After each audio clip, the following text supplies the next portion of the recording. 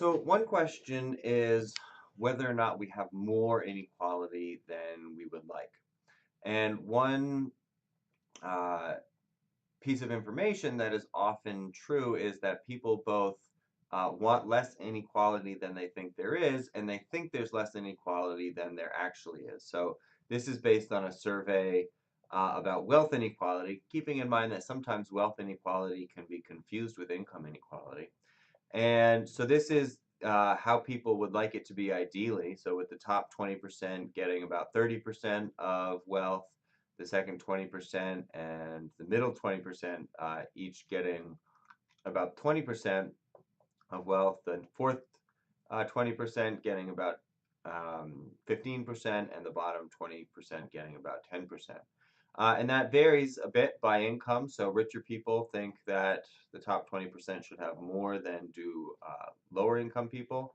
And then when they estimate it, they estimate that the top 20% has about 55% of wealth, with very little going to the bottom 20%, when in actuality, the top 20% own, about 80% of wealth. And remember, wealth inequality is much higher than income inequality, but this goes to show that people both underestimate the actual amount of inequality there is and would actually like even less than that. So, one question is, when is inequality unfair? When should it be addressed or not? And a lot of it depends on whether or not you think outcomes are fair. And so whether or not you think, gender matters so that, men have a better chance of success than women, whether race matters, whether luck matters, whether parents matter. And for all those people who say those things do matter, they are more likely to favor some sort of redistribution of income, whereas, people who think that, risk-taking matters and hard work matters are much less likely to favor redistribution. So we can kind of go back to Rawls's idea, which we talked about a little bit earlier. And so John Rawls was a philosopher and said that what we should do is we should come up with whatever institutions, whatever system maximizes the income for the poor. Right? So he didn't say everybody should get the same because he knew that if everybody gets the same, then we destroy incentives. Right? And so what we have here in this graph is just saying, all right, well, let's imagine there's just two groups. There's poor and there's rich. Obviously, real life is a lot more complicated. And then there's this 45-degree line where the income of the rich and the poor is the same. So at point E, this is the highest income we can get where we have complete equality, right? And what we've seen is that economies that try to get complete equality tend to have lower incomes because they don't have enough incentive for people to work hard, to invest, to save, etc. Now, if we have institutions in place that do provide those incentives to invest more, to save, to get education, then we're going to have some level of inequality. And what Rawls felt was that we'd be able to increase the income of the poor even as the income of the rich increased more. And so there's this point R here where the income of the poor is maximized. Now, that doesn't mean that total income is maximized, right? He would say, all right, well, if we keep increasing the income of the rich, that's going to come at the expense of the poor.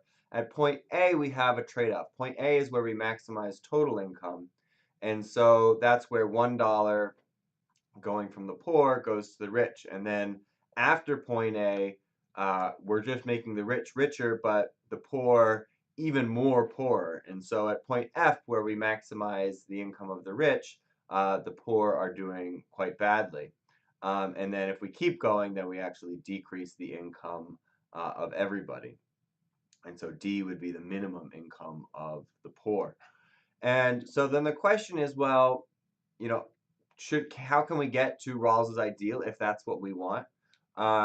Where are we on this feasible set? Are we at some point like A? Are we at some point like F? Are we someplace in between F and R? And how do we know? And basically, where do we want to be? And so if we think of, all right, well, if people have some uh, aversion to inequality, they don't like inequality too much, then we can think of these, preferences as represented by these indifference curves.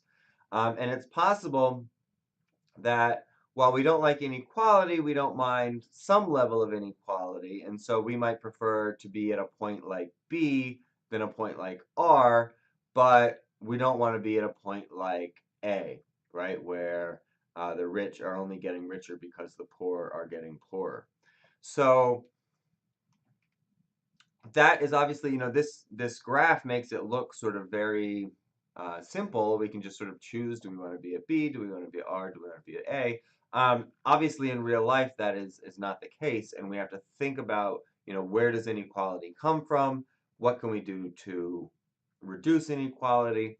How much reduction is too much? And what are the best ways to reduce inequality without changing incentives, which are not easy or obvious policy